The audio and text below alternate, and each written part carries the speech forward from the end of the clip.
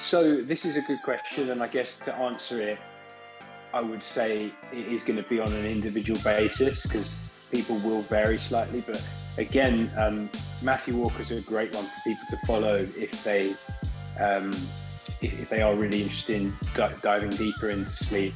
And he's just released some new research that they're doing over at Aura around which exercise promotes deep sleep, which is super cool. So you're talking about, actually down to the micro level of not just cardio versus strength training, but which type of cardio. And they've indicated from their research that actually cycling is better than running for sleep.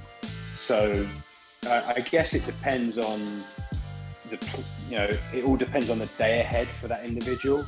So let's say maybe let's give a couple of different scenarios.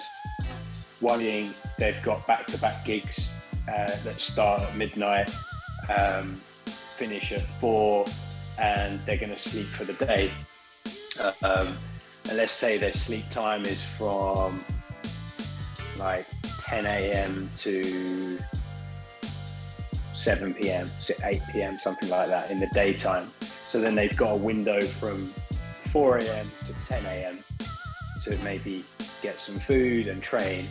Then I would lean towards something around cardio with probably bike use, some flexibility, yoga, breath work, winding down before a light dinner or breakfast, whatever you want to call it, but for them dinner. And then whatever their sort of pre-bed routine is, hot bath, hot shower, maybe a sauna if they've got the luxury of that, and then sleeping in the daytime. If you were looking at potentially the opposite, and maybe someone's just done 2 back-to-back gigs and they want to transition, they've got the week off because they're successful, they only need to do 1 show a week or 2 shows a week, take the week off, and they go back to a normal time pattern. Then I would say that doing something a little bit more uplifting on the nervous system could be really advantageous to act as a natural caffeine to get them through that kind of long stint to stay awake for the whole day, plus a nap. So I would say we can even talk about double training if people have the chance for that, but assuming people are only going to get time to do 1 session, then I would do that in the morning.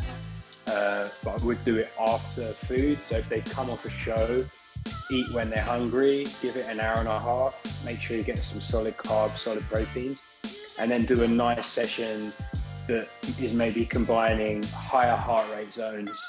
So some sprints, some battle ropes, some prowler work, some ski erg, and throw in some deadlifts and some strength training. So you're getting a nice bump in your anabolic markers, you're getting a nice pump in heart rate, big load of enkephalins, endorphins, and that energy should carry over nicely into the day. And then, a nice, healthy, balanced lunch.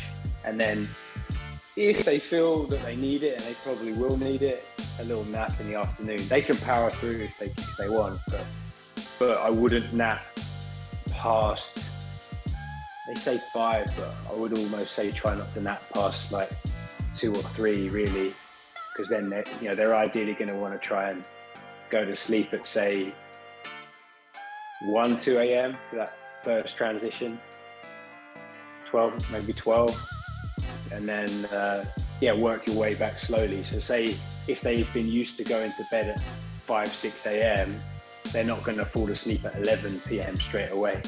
So they maybe float between, for that week they kind of do somewhere in the middle. So it's like, okay, I'm going to go to bed at 2 a.m. or 3 a.m. I'm going to get up at 12. And then I've got the afternoon. I can enjoy some sunlight. I can be with my friends that are awake in the daytime. And then they shift back towards that kind of slightly more night out routine. Everyone's going to be a bit different. Some people are going to love training in the morning. Others are going to prefer training late at night.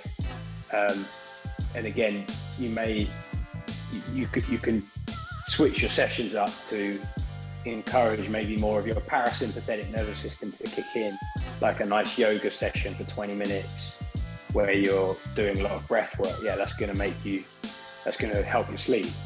Doing a HIIT session or smashing boxing pads, it's probably not going to make you sleepy. So, look at exercise like a drug, as it is. It will massively impact on your health and on your hormonal levels so powerfully. If you dose it at the right point of the day.